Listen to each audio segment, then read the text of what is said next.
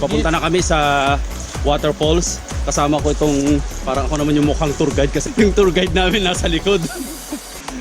Sabi nila nasa 5 minutes bago marating ang pinagmamalaki nilang Baol. Pero alam nyo ba kung ano yung tanong ko? Bakit tinawag na Baol Falls yun? So secret na lang, doon na lang natin malalaman kung bakit. Nauna na yung mga totoong guide. Kailangan pagpunta nyo dito, magdala kayo ng tsinelas nyo. Huwag kayong magsuot-suot ng mga sapatos. Hello! Oh.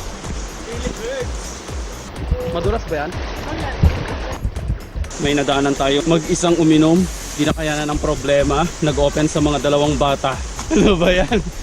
Hindi makayanan ng power. Balik ka! Dito pa oh!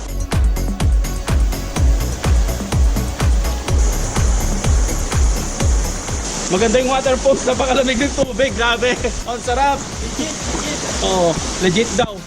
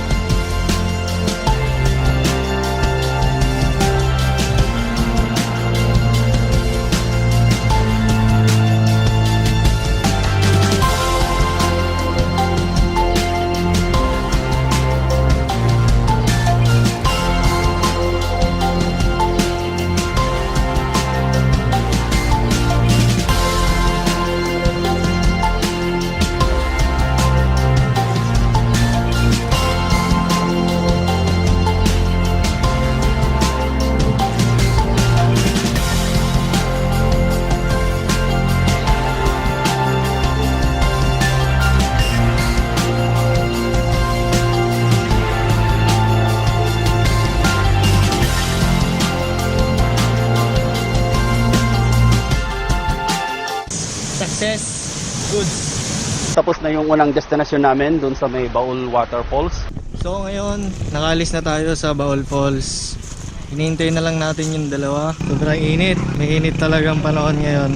Anong masasabi mo sa falls, sir? Napakalamig yung tubig, napakalinis, malinaw. Basta napakaganda, napakasarap, di ba? Pag nakapasok ka doon, mamamangha ka sa ganda at linis ng tubig.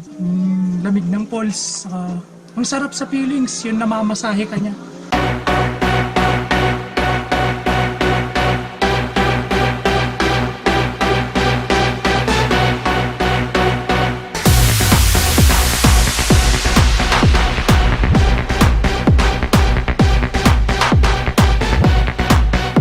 Nandito na kami sa Ampur Beach. Eto nga, kitang-kita nyo naman.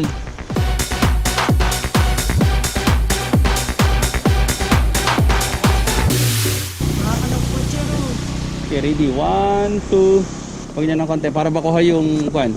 White. Okay, 1, 2.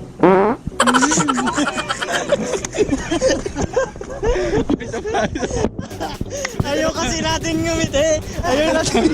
Huwag na natin i-extra, pangit yan. Wala kasing ngumingiti. Okay, ready? 1, 2, ready, get set. Sure nyo. Tawa ka na ng tawa. Dito kayo. Oh, sige na. Okay. 1, 2, ready.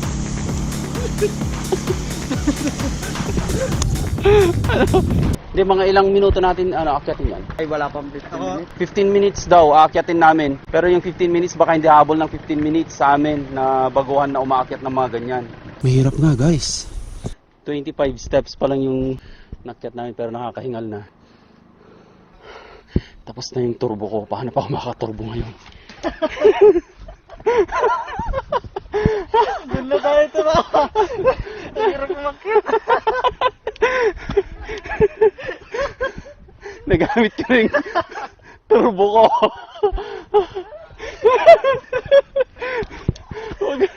Yung isang pahingaan. Mount Langit. Huwag ka muna magturbo. Nasa likod ako. Alam ko.